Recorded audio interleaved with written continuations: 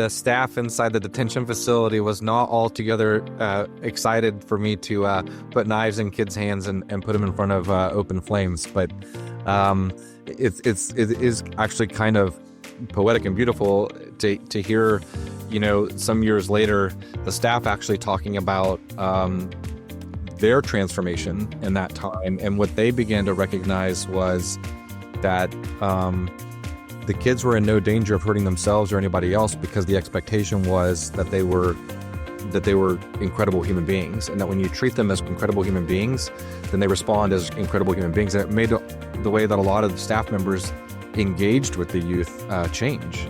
But for me, the experience was going in and working alongside the kids and listening, and the staff talked a lot about consistency and stability, and the kids would tell stories about, in many cases, they were committing crimes to access basic consistency in housing and food. Welcome to the Going Big podcast. I'm your host, Kevin Gentry, and this is the place where we celebrate bold moves and big ideas. Each week, I sit down with inspiring leaders, entrepreneurs, and change makers who are making a significant impact in their careers and in their communities. Whether you're looking to level up your leadership, pursue your passion, or just get inspired to take your next big leap, this is where those stories come to life.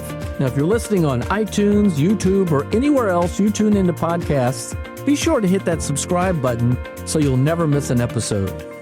Now, let's dive in to what it means to truly go big. Well, ladies and gentlemen, welcome to another episode of the Going Big podcast. And I am so pleased to welcome today two remarkable leaders that really demonstrate the spirit of going big. First is Chad Hauser, who is an award-winning chef turned nonprofit entrepreneur. He has created Café Momentum, starting in Dallas, Texas, where he already had an outstanding restaurant. And he helps justice-involved youth with culinary experience and internships through this novel approach. It's terrific. You're going to hear a lot about that.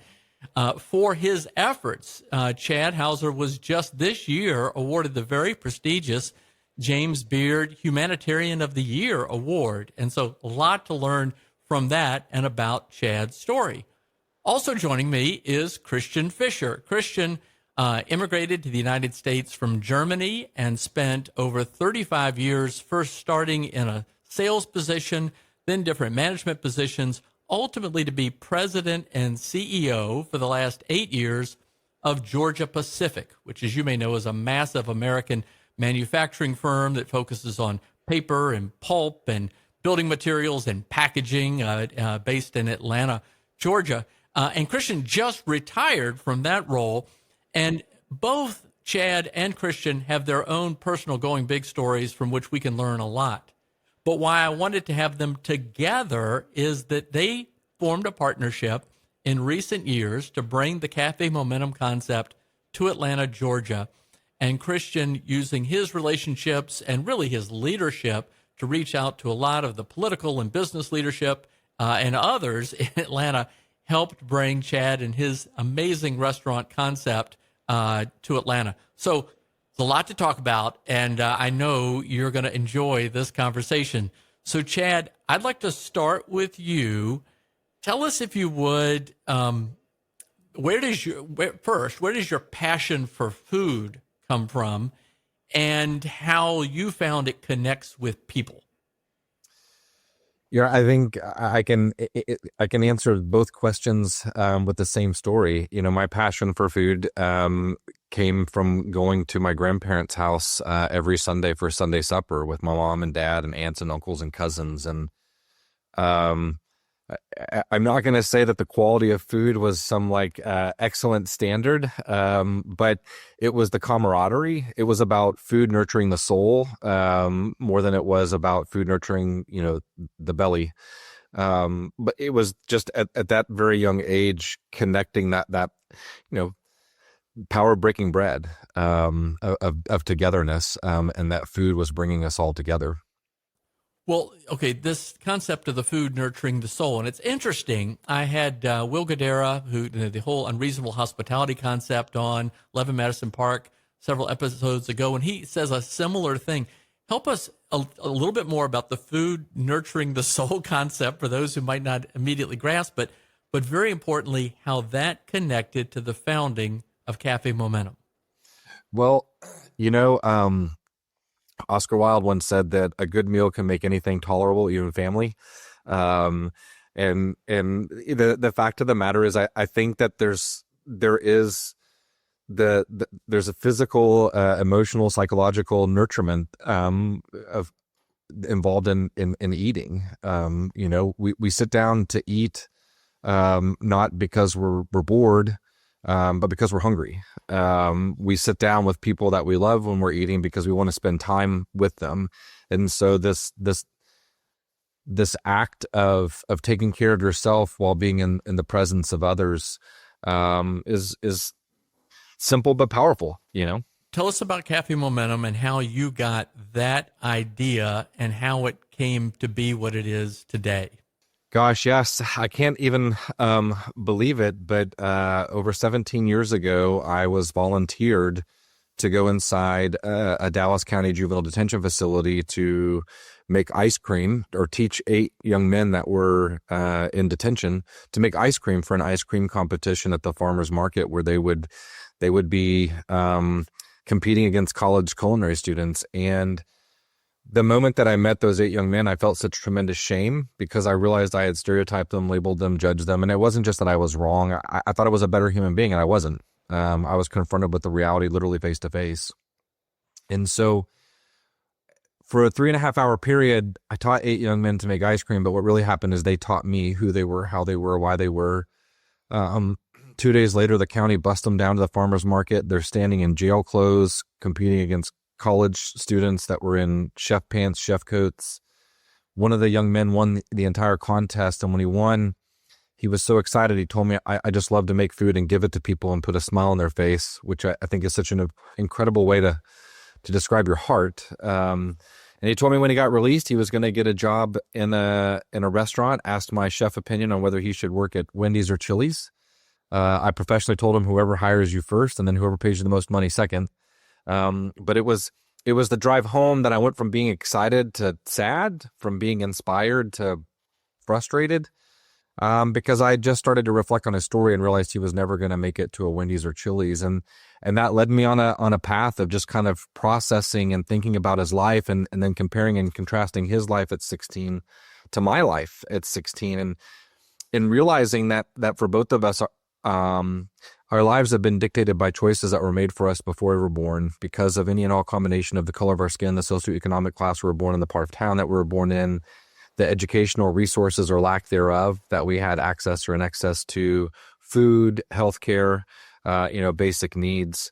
And I just remember thinking, God, like I never did anything to deserve all the opportunities I had been given in life to succeed, to fail, and keep trying again until I got it right. And then this kid was given one chance to show the world what he was capable of when given the opportunity to walk in his greatness, and it wasn't even going to land him a job at Wendy's or Chili's. And I thought, if that's the way the world works, I don't want to participate in it. And decided that the best course of action was to just start volunteering more time in the detention facility, cooking alongside the kids and listening. Well, thank you for having a heart for that. Recently I interviewed our mutual friend, Darren Babcock from Dallas, who's done wonders through Bonton Farms. And, my sense is, because this is the case for me as well, just do not understand at all the magnitude of so many of the problems associated with our criminal justice system in the United States, and just the consequences and those that have had any experience in it. And I've heard even the term with respect to in juvenile situations, this throwaway kids thing. Their lives are gone. Yes. And you have a heart for this. So tell us a little bit more about that and your decision to give these kids knives to work with in kitchens. Yeah.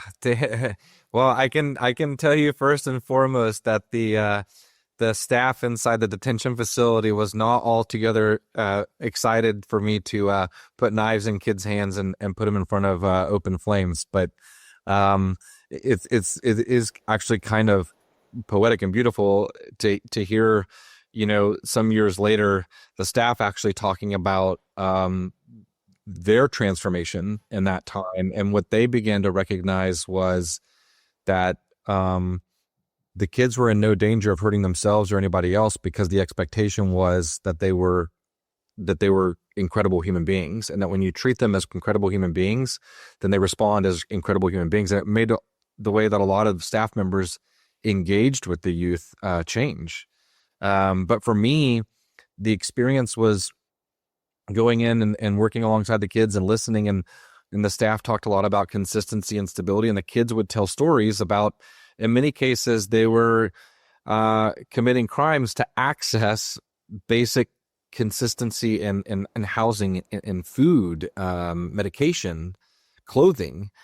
And that's where the initial idea for Café Momentum came about, was how can I take my skills and what I know how to do to create a space where the kids would be provided with consistency and stability in the ways that they were seeking for it to show up in their lives. But it was one thing to work with the folks in the detention center. It's another thing to go out into the community and tell people that you have this idea of opening up a restaurant, working with justice-involved youth. And I was met with every egregious reason as to why it wouldn't work. I was asked what I was going to do when the kids stabbed each other in the kitchen. I was told over and over again, those kids don't want to work. They just want to collect a check. I was told those kids have never been to a nice restaurant. They can't cook your food. And the reality, going back to what you said, Kevin, about throwaway, is the community found this acceptable things to say about children. And the worst part about it is the children are listening, and they hear the community say, this is who you are. And then they go into a system like the justice system that puts a scarlet letter on their chest that says, this is who you are. And that's who they become. And in fact, just looking at data around this country, 60 to 80% of adult prisoners in this country started off with a record when they were 12, 13, 14 years old. It's not a system to lift people up. It's not a bottom up system. It's a system that's meant to perpetuate the life cycle of children into adulthood. Well, for this chapter of our conversation today on how you came into this space, draw this chapter to a close before I shift to Christian. Give us, perhaps, if you can, one example of somebody who went through this program and how it transformed their life. I look, and I've witnessed this. I've been to your restaurant in Dallas.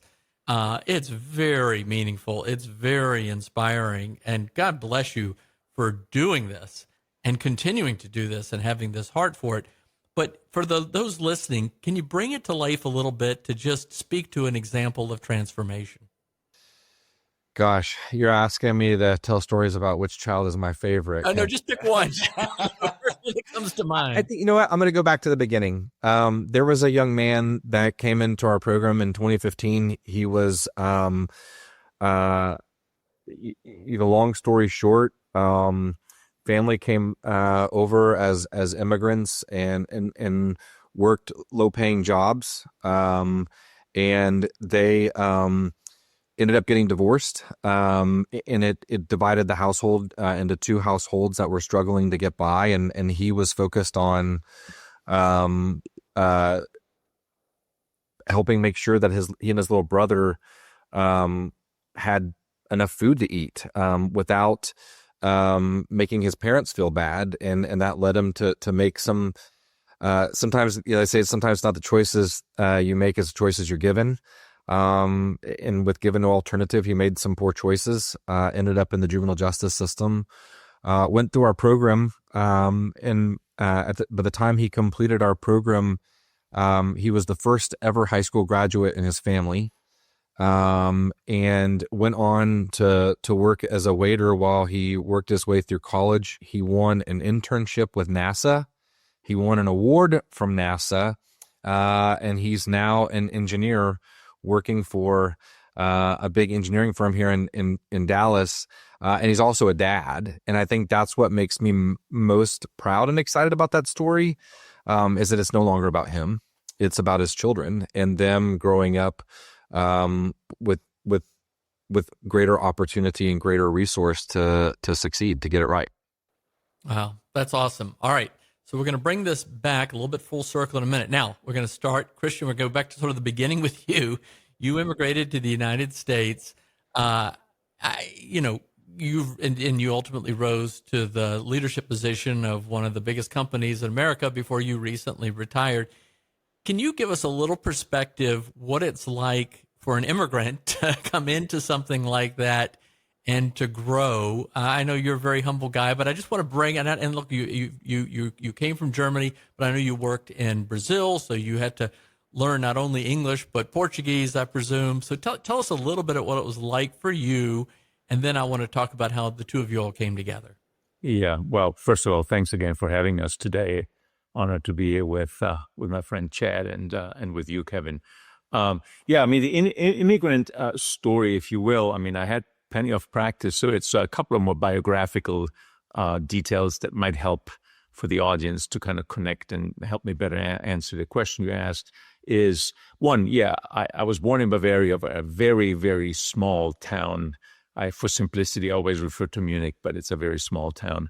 My family didn't come from there. My mother came from Brazil, on the father's side from Germany, but nobody came from Bavaria. And, for those that are familiar with Bavaria, we speak a very strong dialect there. None of my family even understood anything from there, but I grew up as a kid learning the dialect.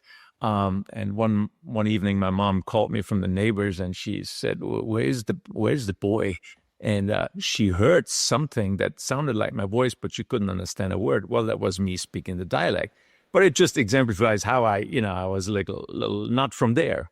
When I moved to São Paulo, Brazil at the age of 10, I didn't speak the language, didn't know anybody. I had to go from small town to big town. But the memory that comes back to me is like I had the privilege of going to a very good and expensive private school, dual language and all that. But my passion for soccer led me to play in the dirt field with the local team that was right behind our school.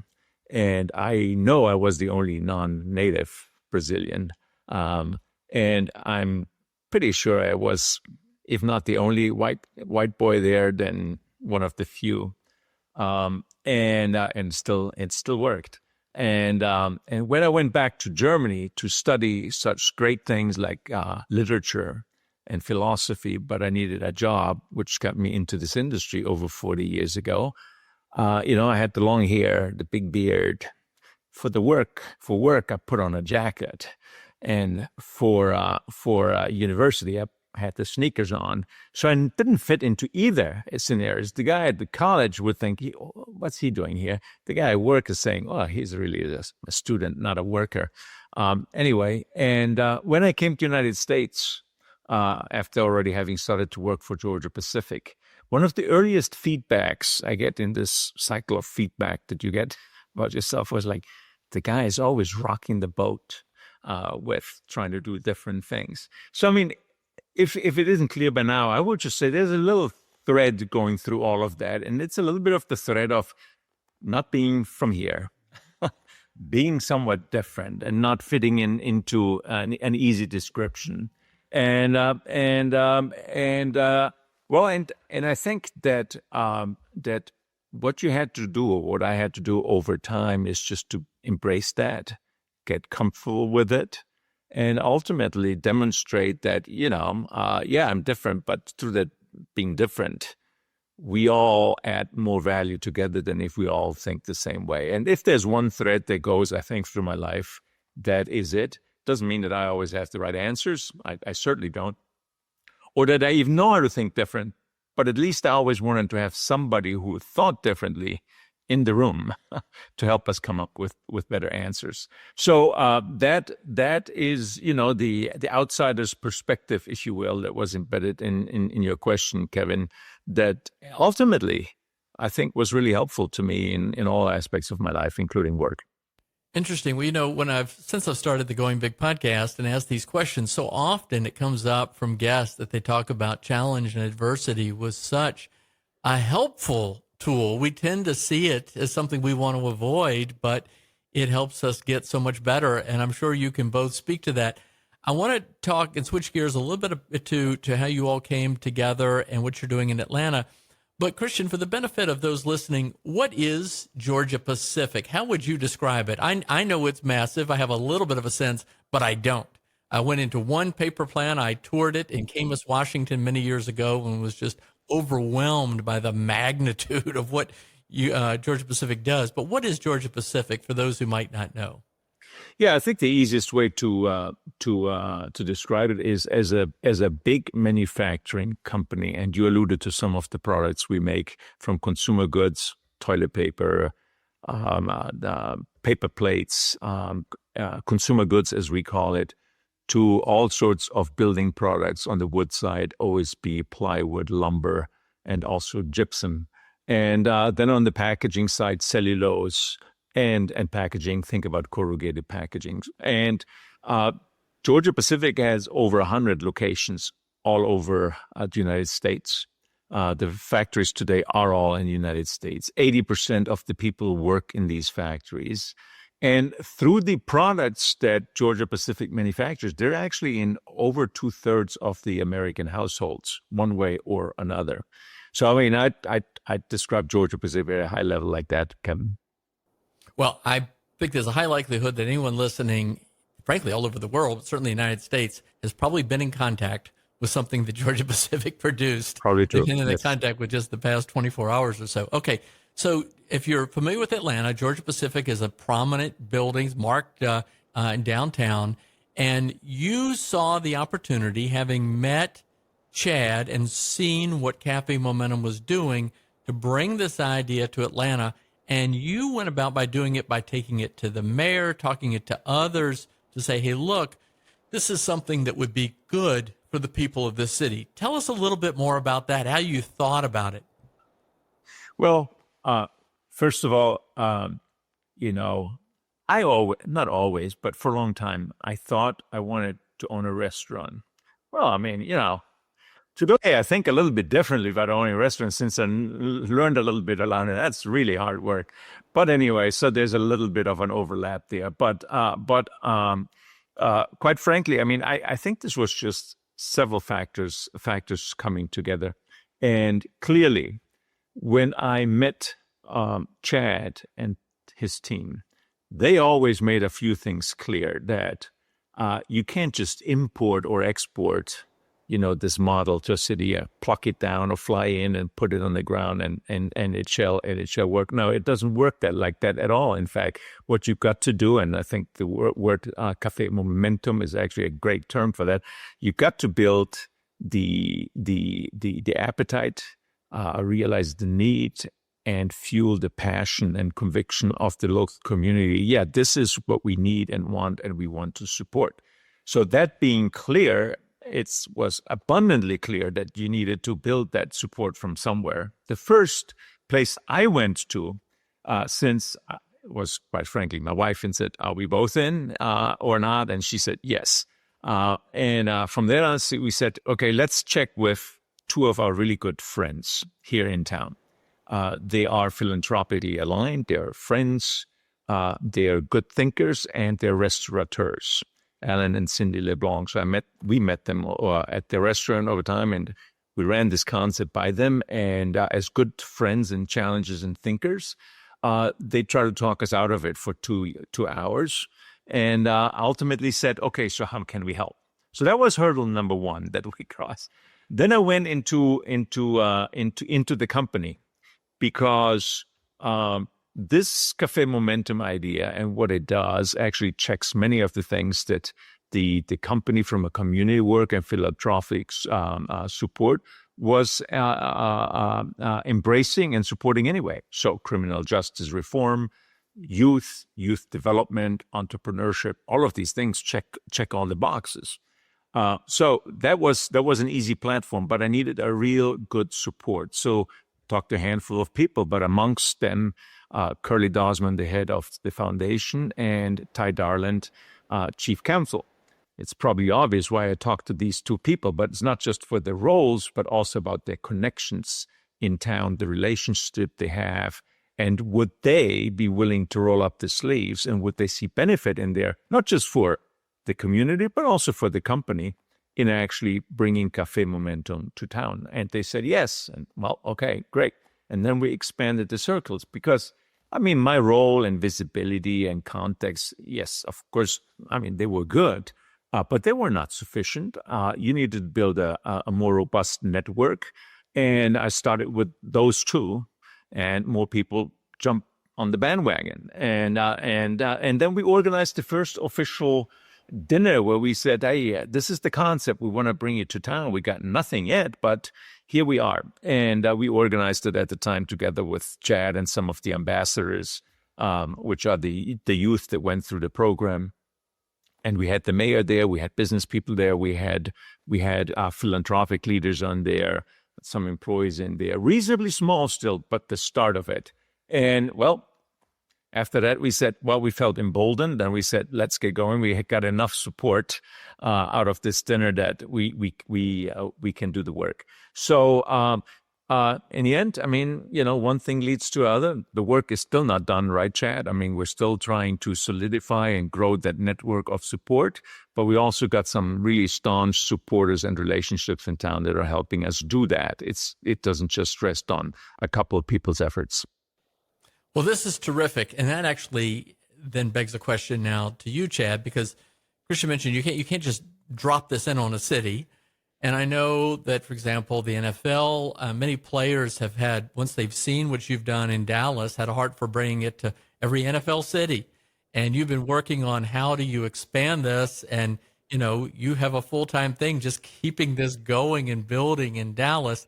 How did you evaluate a conversation with Christian to say, okay, well, what are some of the steps that you have to take? Because my sense is, especially in the sort of nonprofit, we want to do good stuff. We say, okay, I've got this big vision. Let's just go do it. Yeah. Well, it's not that easy.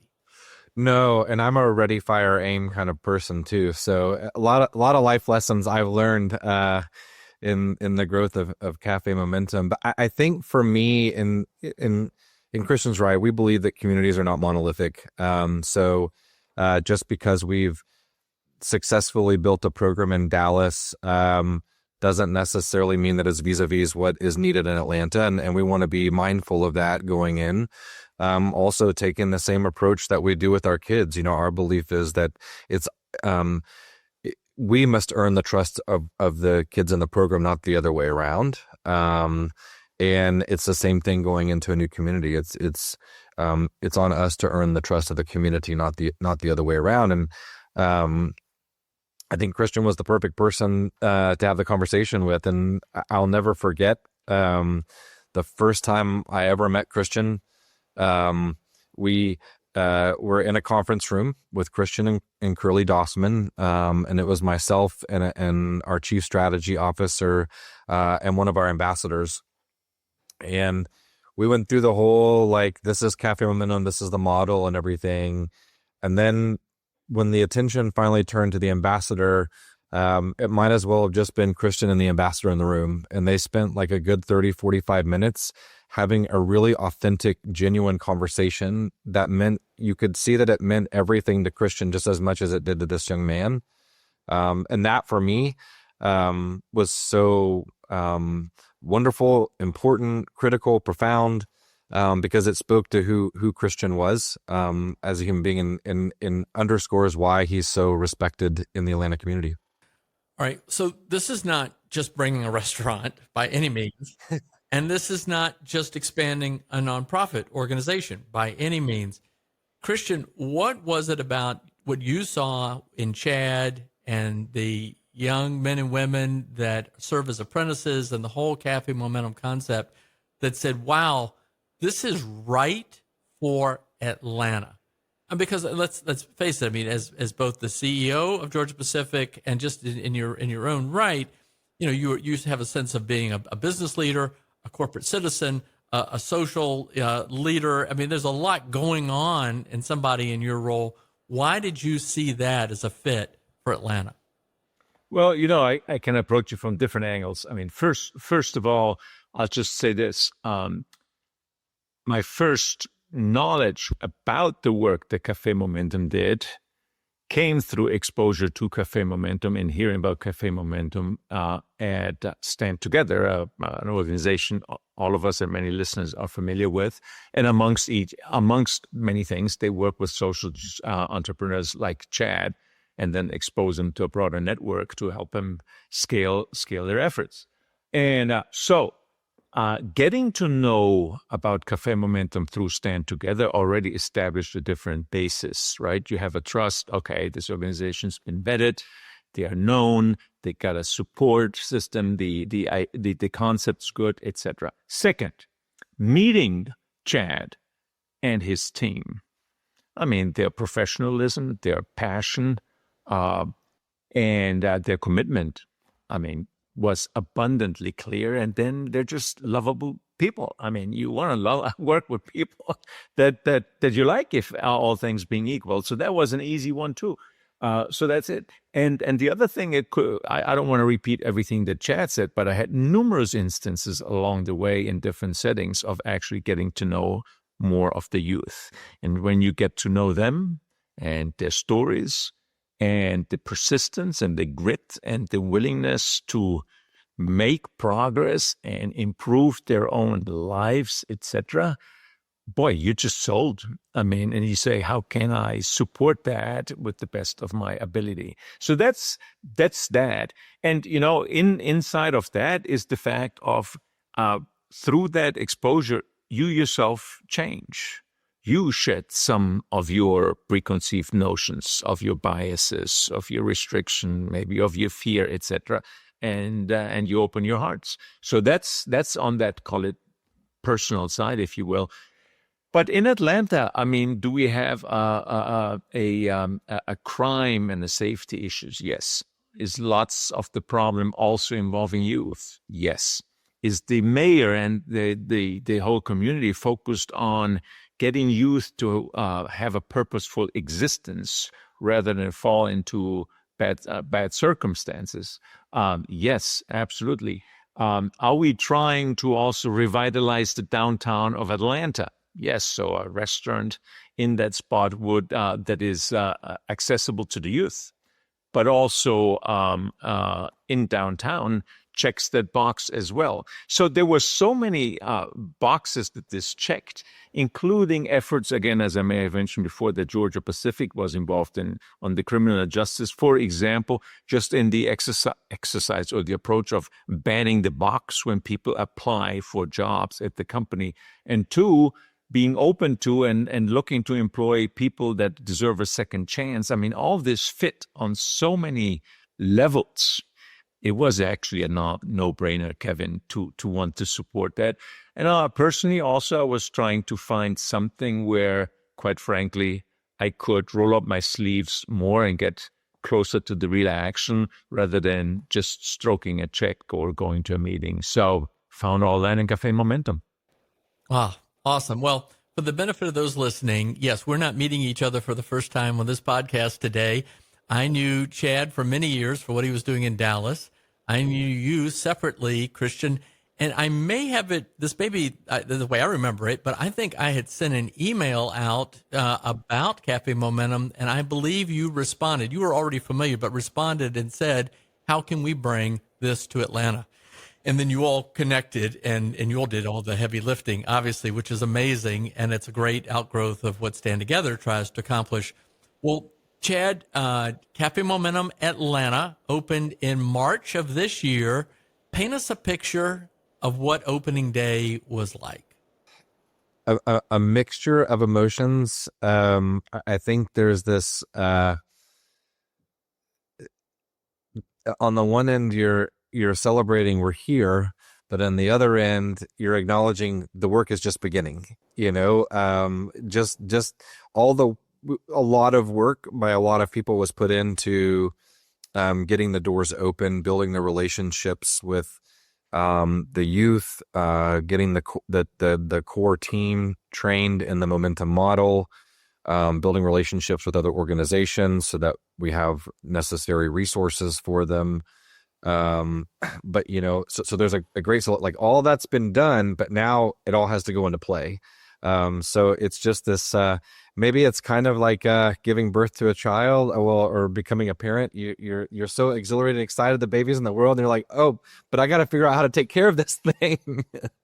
Well, so this is just such easy stuff, right? Ha ha ha. So, I mean, this is, for those listening, this is, you take on this kind of big, hairy, audacious goal. It's a lot. So if you would, just both of you jump in, what have been some of the biggest challenges that you've had to tackle, maybe you're continuing to tackle? And obviously, this is an invitation to anyone in the Atlanta area that wants to become involved. You can help maybe paint a path to how they can become involved, Chad. But tell us a little bit about some of the challenges that you face. I mean, there's stakeholders that you have to meet with and ensure that they're on board. I'll just say as an aside, it's interesting. I interviewed Reverend John Yates for the Going Big podcast a few episodes ago, when he was talking about every time a new idea or project came up in his church, he would say, okay, that sounds nice. Find some others in the church that agree with you, and let's have a conversation. Because he wanted to test out to make sure there was really something there. And, it's not just like, let's have an idea, let's do this. Tell us a little bit more about the challenges you faced. Chad, are you starting?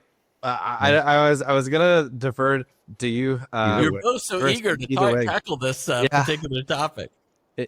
I get a sense the work is not done. Never.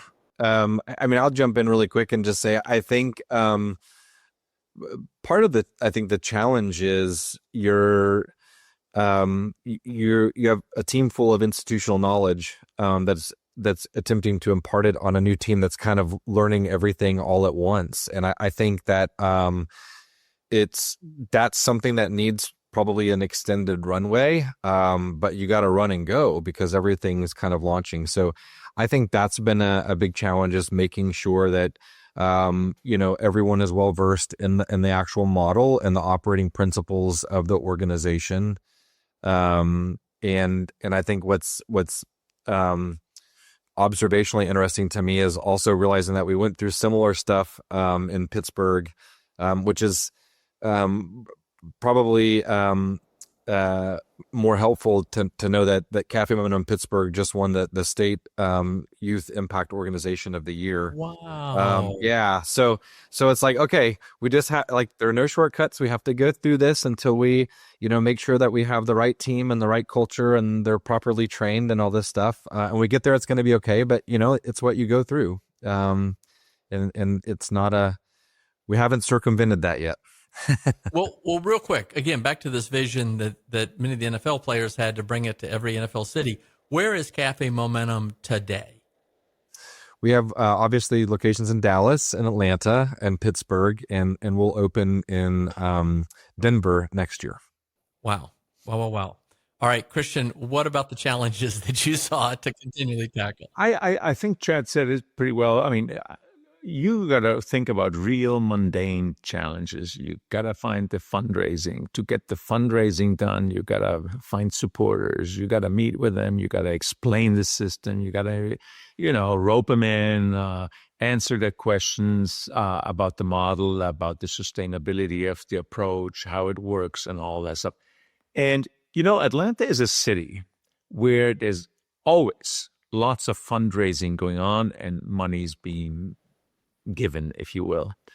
So, when we thought, okay, well, it takes about $5 million or so to get this thing off the ground and keep it running for the first half year, that doesn't sound like a hell of a lot of money.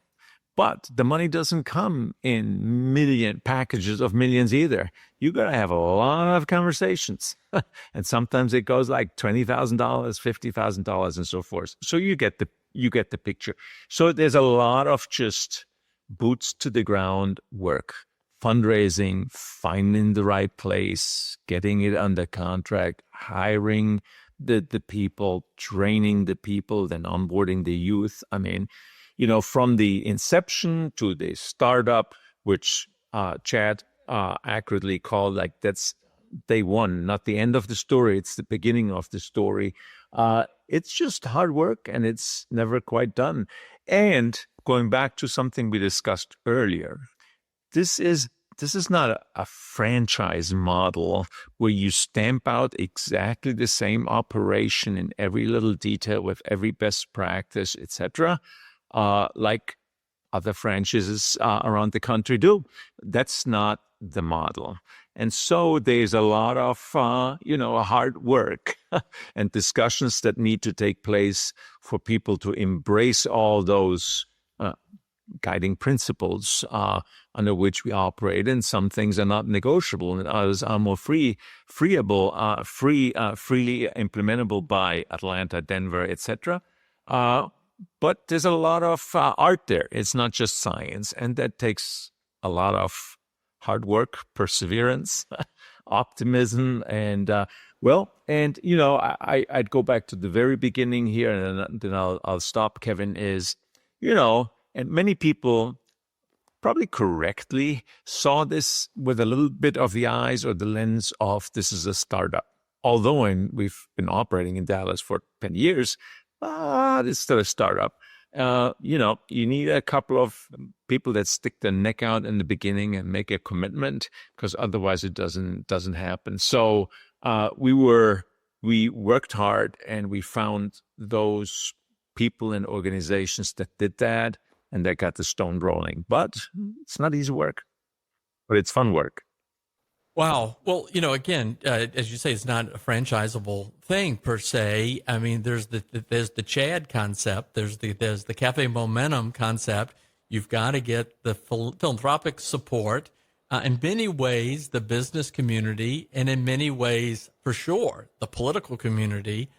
And this is stuff. But there's another component. And Chad, if you could speak to, do you reach out personally to the juvenile court system? How does, because obviously they have to support it, right?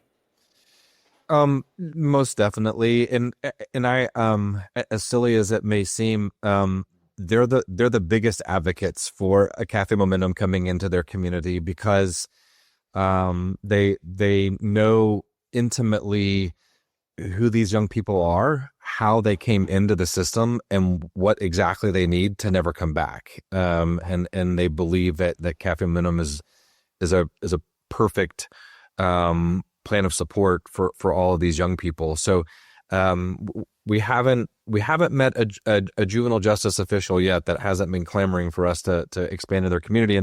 And with Atlanta, it was a couple of 1 to 2 degrees of separation to get us connected with the Georgia Department of Juvenile Justice. They had already heard of our model, so they were incredibly excited. And in fact, a member of their executive leadership team is on our board for Café Momentum Atlanta. Okay, so since I started this podcast, it's fascinating. As I've interviewed people about going big, 2 big things have come out.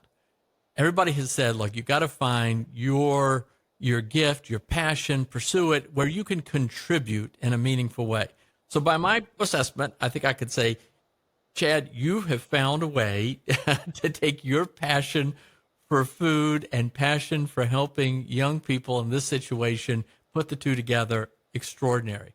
Christian, you have taken your passion in multiple ways and done this in a similar vein. Congratulations. That's awesome. And kudos, and I hope that is a motivation to those listening. The other big thing that comes out in these conversations is the importance and value of mentors. We all benefit. There's that wonderful Sir Isaac Newton quote where he said, "I see further when I stand on the shoulders of giants." That is to say, we benefit from the wisdom of those who've come before us. This, Café Momentum, is a mentorship program. Each of you, Chad, you go first. How important is the concept of mentors in this? I think, it's so, it's critical. I think first and foremost, someone that signs up to be your mentor is someone that sees something in you and believes in you. Sees something in you that you don't even see in yourself or identify in yourself, and believes in you in ways that you don't, believe in yourself. And I've heard somebody one time say that their mentor gave them his confidence until he had his own. And I thought, what a beautiful way to describe a critical role of a mentor, you know? I think to know our young people, the constant feedback that you hear from guests is the profound impact it has on a guest when a young person goes from looking down and talking to them to having confidence and looking them in the eye when they're speaking to them, right? And that I think that's something that we probably, a lot of us just take for granted, is that just simple act of confidence, and how that translates into so many other pieces and parts of our life. And so whether it's a customer coming in the restaurant who is serving as a mentor for 90 minutes is mentoring a young person, or a case manager that's helping them find stable housing or stable food, legal advocacy. It's somebody else walking alongside you in a way that makes you feel comfortable when you're vulnerable, and that is saying to you, it's not you got this, it's we've got this until you've got this. And I think that's really at the core, the power, the baseline power of mentorship.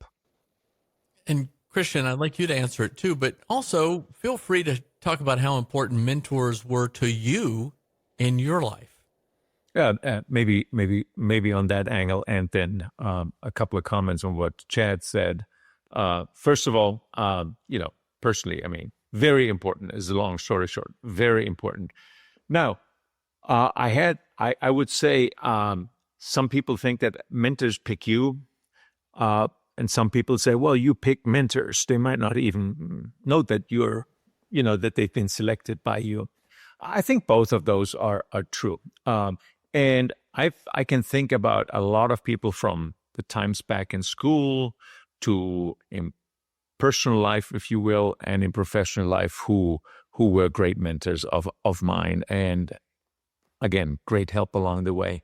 But I also can think about like an endless list of people that they may not even have known that they're mentoring me. But I went there to say, I'm gonna soak up, I'm gonna seek, I'm gonna soak up, I'm gonna try to learn from the advice I'm being given.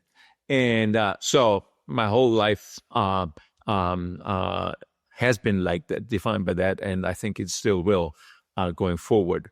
And I think maybe one more dimension that Chad didn't talk about is I do believe that the Chad's team, if you will, and the board that we have, and even people outside of the board that are all playing great advisors and mentors to our organization. And we frequently call each other up and say, let me seek your advice on something.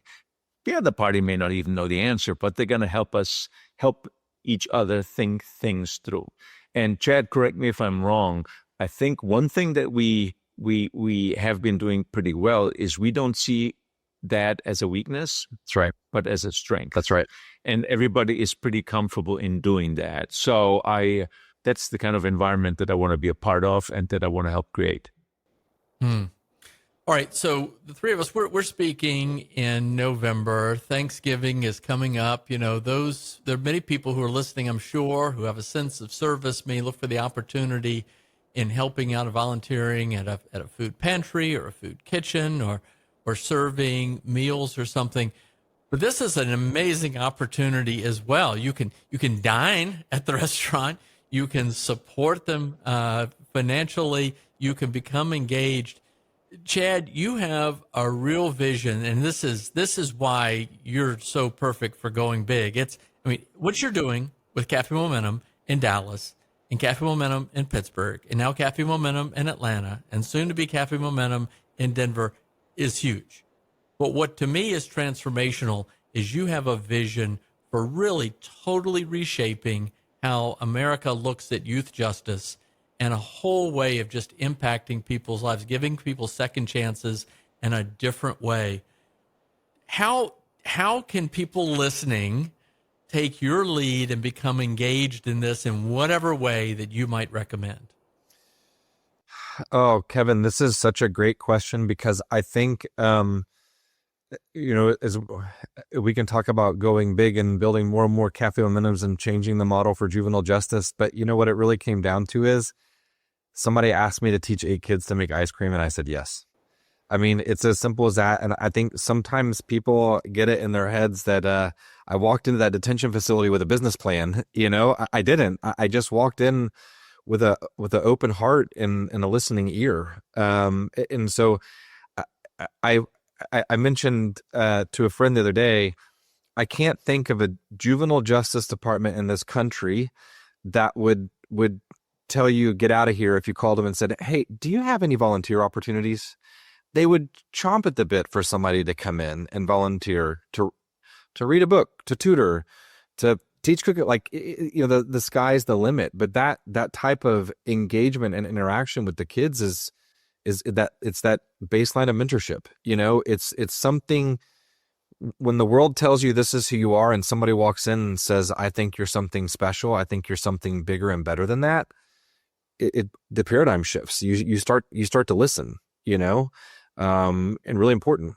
And so I think anyone that wants to get involved, yes, absolutely. First and foremost, dine at one of our Café Momentums. In fact, all 3 open Café Momentums right now are offering Thanksgiving meal takeaways, and you should definitely feed your family in Thanksgiving via Café Momentum.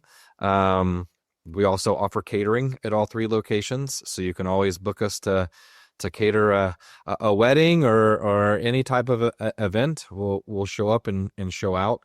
But otherwise, I think literally just something as simple as, if it's specific to justice involved youth, look at programs in your city that are working with the kids and just say, "How do I volunteer?" Or just literally call the juvenile department and say, "Hey, I've got a spare hour every week. Is there something you guys need that I could do with the youth?" I guarantee you the answer will not be no. Well, Christian, for any business leader or community leader in Seattle or Los Angeles or New York or Charlotte or wherever they may be listening, what encouragement would you have for them? It's along the lines of the sentiment and the suggestions that Chad spoke about. I think we can actually scale the impact of Café Momentum in the youth criminal justice system more, Yes, and faster than we can ever build and expand restaurants across the country, by changing the dialogue, by making people more knowledgeable, they can contribute, should hopefully contribute financially, even if we're not in their town. It's harder to dine at the place if you're not in one of those towns, but you can encourage others to do so. Spread the word, learn about it. And if you can engage through, what we do specifically at Café Momentum, there are plenty of other opportunities to do that. And that way, we can actually create waves and an impact that transcends what we could ever do at Café Momentum, which is not to say that we don't want to take it to other places. We will. But we got also plenty of hard work to do in each of the places that we're operating in, and we need everybody's help to do that. All right. Well, this has been an awesome conversation. I have one final question that goes to both of you, and this is a question I almost always ask my guests, and that is, for anyone listening around the world, and Christian, they can be in Bavaria, or they can be in Brazil, or they can be in Georgia, Chad, they can be in Dallas, wherever they might be. What advice would you have for anyone listening about how they should consider going big in their life in a meaningful and purposeful manner, in which you're doing just by this one illustration with Café Momentum? Who wants to go first? I can go first, and then we leave the founder the There you go. Love it. How about inverting things for a while? I think we spoke about both of these things, and I don't think they're at odds. In fact, I think they're complementary. I think to have the courage, imagination, and passion to dream big, to have a big vision, to have a big ass goal, as some people call it, is really great. And I would not want to discourage anybody from doing that or having that. But I would also say, well, somehow you got to translate these things into, the next step taken, the next hill climbed, the next opportunity seized, or like Chad would say, the next kid or youth that learns how to make ice cream, because it boils down to that. Otherwise, though, it might just be a beautiful vision and a big slogan, but not anything tangible. So I would just say, well, do both. And if you just say, well, it's hard for me to imagine doing all the big vision, but you can still be part of the big vision and 10X, as you call it, by contributing to the best of your capability and whatever makes sense. So don't get discouraged. Just roll up your sleeves. Love it. Christian Fischer, thank you. All right, Chad Hausler, take us out. Carry us forward.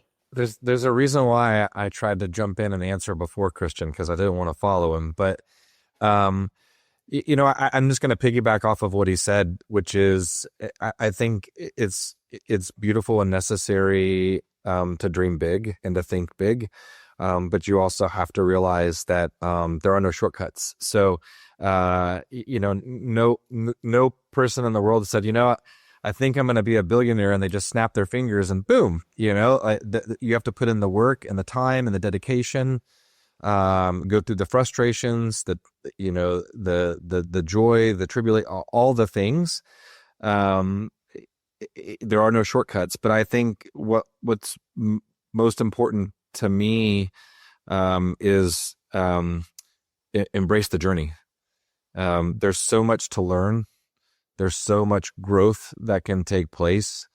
It was 17 and a half years ago that I walked into a detention facility. And I think I get excited when we're opening new programs and we're creating new relationships and partnerships with the NFL and all these things. But I think when I look back, it's the entire journey. It's the entirety of everything that's happened, the ways in which the things I've learned, the ways I've grown, that make the greatest impact for me. So to me, what I would have told myself 17 and a half years ago is don't blink and keep your ear to the ground and take copious amounts of notes, because it's going to be one hell of a ride. Awesome. Well, kudos and congratulations to you both, and for everything that Café Momentum is doing. Ladies and gentlemen, be sure to check out these, and also, especially Atlanta. Christian Fischer, Chad Hausler, thank you for going big, for thinking big, and encouraging us all to do the same. Thanks again for joining us. Thank you. Thank you, Kevin. Thanks for tuning in to the Going Big podcast. I hope today's conversation left you feeling energized and ready to tackle your biggest goals. Don't forget to subscribe and leave us a review on iTunes, YouTube, or wherever you listen to podcasts. It really helps spread the word, and it gets these inspiring stories out to more people. You can also find more content, resources, and updates at our website, goingbigpodcast.com. Remember, the only limits are the ones you don't challenge, the limits that you impose on yourself. Keep pushing, keep growing, and above all, keep going big. See you next time on the Going Big podcast.